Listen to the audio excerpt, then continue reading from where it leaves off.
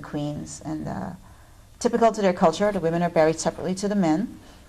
And the Valley of the Kings, you can take a tour and see King Tut's tomb. It's just amazing to be there, to know that this existed, you know, all these, literally, you know, going back over maybe as much as 1,000 years old or even older, where the kings are buried. And you can see the tombs. You can actually go into the tomb and see how it was done and what they did and how they prepared for burial. And you can see the carvings on the wall and the hieroglyphics that tell the story, the life story of the king. And you know, you're either going to be mesmerized, or you're just going to be saying it's just impossible to be in the same space and place as such.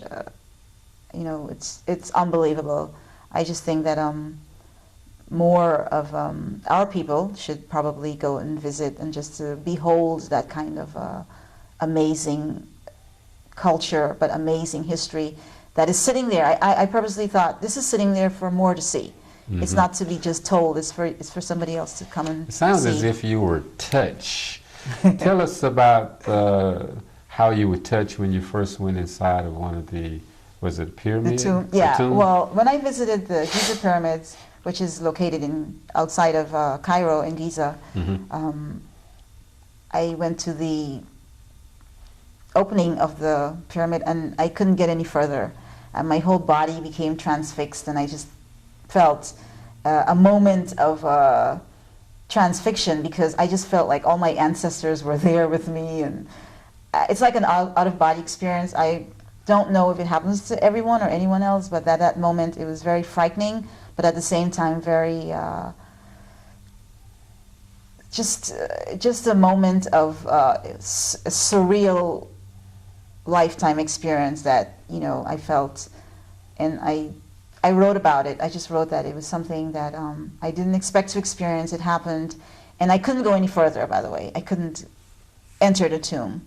After that happened to me. My body just sort of couldn't move, and I was sweating profusely, and the guide that was there, you know, assisted me back out at the very beginning. But it was definitely a reason for my whole thoughts about being at this particular moment, at this time, in a pyramid that was so many thousands of years old, and knowing that not only was I entering there, but also a pharaoh once entered there on his way to their perceived world. Now, Luxor is a place that has many different monuments there. And I believe this is one from there. Yeah, this is actually one of the kings, and if you notice in traditional Egyptian wear, how they were with the beard and with the pharaoh style, with the falcon on the top of the head.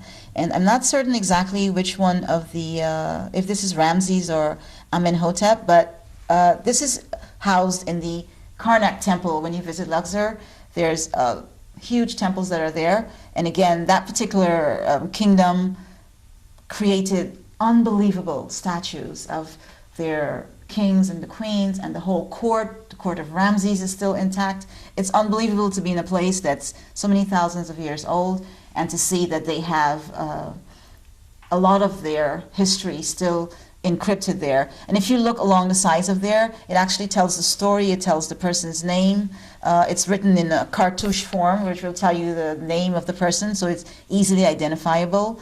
And one of the guides told us a story where the actual entrance into the Karnak temple was where Ramses would ride in, like you may have seen in a movie, on his chariot, and where they had a festival every year.